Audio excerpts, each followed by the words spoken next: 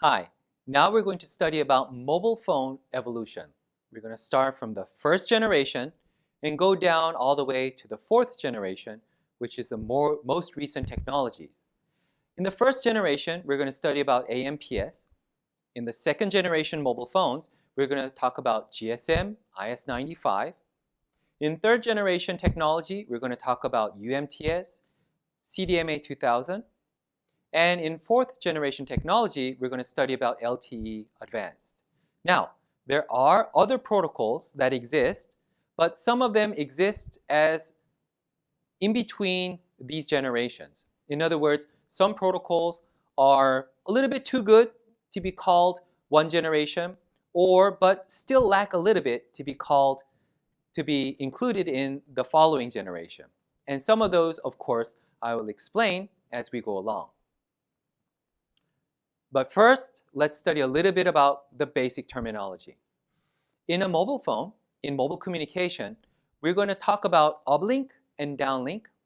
And of course, there is a cell, and the cell is centered at the base station, the mobile communication base station. And the cell range is based upon what is the signal power of that base station. And also, it also is dependent on the power that is used to communicate by the mobile phones. Now, in this example here, you see two phones.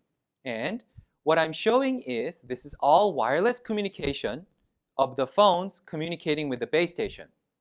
And what we call uplink is having the mobile phone send a signal, either voice or data, to the base station. And that's what we call uplink. You can see it something like this. Normally, base stations are tall, located in high positions. So therefore, if we're using our mobile phone, normally our signal will go up to the base station, which is at a higher location, on top of a building, or itself is like a big tower, as you can see in this figure over here. And therefore, think of it like that. You're sending your signal up to the base station, which is located at a higher position. Sometimes the base station may not be located in a higher location. But anyway, think of it like that to remember what we mean by uplink. Then I'm going to talk about downlink.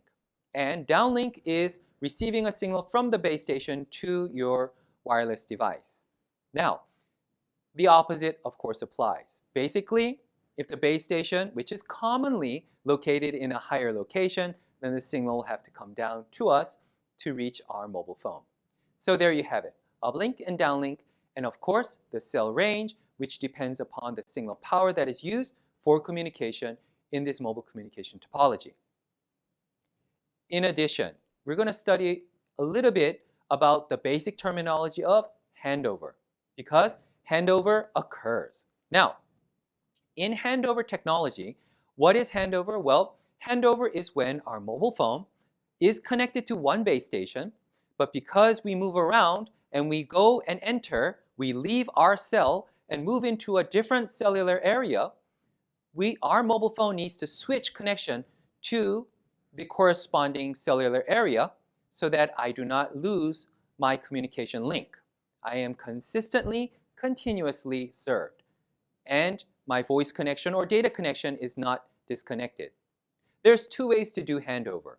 One way to do it is hard handover, and another way to do it is soft handover. First, hard handover is like this. As you can see right here, first, as my mobile phone moves to the cell edge, now, of course, I'm moving farther away from the base station of the serving cellular cell. So my signal will be weak, and I can detect the signal that I'm approaching this new cellular area. I can receive the signal from the new base station. Now, what's going to happen in hard handover is that I disconnect from my current base station and quickly attach and make connection to the new base station in the new cellular area that I'm moving into, which is like this. So the connection is instantaneous. It's like you disconnect and directly connect to a new place. That is hard handover. An alternative to this is soft handover. What you do here is that I'm connected to a base station, As I move to the cell edge, now what I'm going to do is I'm going to make a dual connection. I'm going to connect to both base stations at the same time for a certain amount of period. And then once my connection to the new base station is stabilized, then I'm going to just use that part and then disconnect with the former connection to the former base station. This is called soft handover. Now, we're going to start with the first generation of mobile phones, and that is AMPS, the Advanced Mobile Phone System. This is, yes, the first generation of mobile cellular phones. It is an analog standard, and it uses FDMA, Frequency Division Multiple Access. It was developed in the United States by Bell Labs and introduced in North America in 1983. Based upon some of the characteristics of having some insecure security features which could be hacked, also limited data, limited performance in quality of voice, not being able to support digital data features, then the new digital era begins with GSM, Global System for Mobile Communication. This is what we call the second generation mobile cellular phone, and it is a digital system. It was introduced in Finland in 1991, and it became a dominant global standard. Over 90% of the market share was GSM. It operated in over 219 countries and territories. Now, GSM uses TDMA and FDMA combined. TDMA is time division multiple access, where in the time domain you divide it into time slots and you are assigned a time slot or multiple time slots to use for communication. And then FDMA is frequency division multiple access, where there are many channels in the frequency band and you're assigned a channel. So the two are used means that you're assigned a channel, and in this channel the time is divided into time slots and you are given a time slot to use. That's what GSM used. GSM supports voice calls and low-speed data transfer, up to 9.6 kilobits per second. And also, based upon its digital structure, it was able to support short message services, SMS. In addition, one unique good feature about GSM was that it used SIM. SIM is Subscriber Identity Module. It is a detachable smart card. Now, SIM contains user subscription information and the phone book. So it is very, very useful in providing the following advantages.